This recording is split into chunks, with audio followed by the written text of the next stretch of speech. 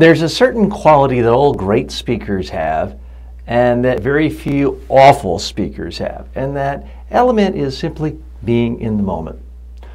What does that mean? We've all seen speakers and heard speakers who technically may be going through everything just right and their voice is fine, their eye contact is fine, but they sound like they're thinking about what they're going to say 10 seconds from now. They sound like they're reading a teleprompter in their brain. Sometimes it's because the speed is too consistent, the volume is too consistent. There's just something about it where there's too much consistency.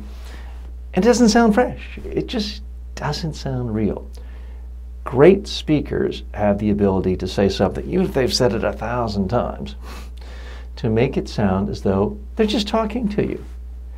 And that is an important element to have, because if people feel like you're going through a speech, it instantly becomes more boring for them. It's easier for them to tune out. It's easier for them to pull up their cell phone and check what email is happening and what the stock price is, etc. That's why it's critical for you to cultivate and to build in you the ability to just sound like you're in the moment. Part of it is, don't memorize stuff. It's really hard to memorize and sound conversational and in the moment. Broadway stars may study for years, and if not decades. Juilliard, the Yale School of Drama. You don't want to compete with those folks. It's hard to take somebody else's script or even your own script and make it sound conversational.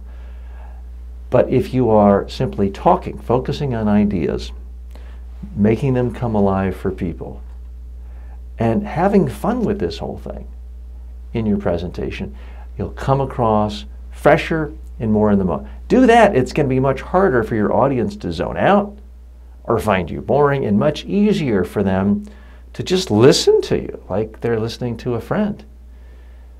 People always ask me, how long should a speech be? Well, if you're really interesting, you might have someone listen to you for 5 days if you're conversational throughout. If you're boring, 30 seconds is way too long.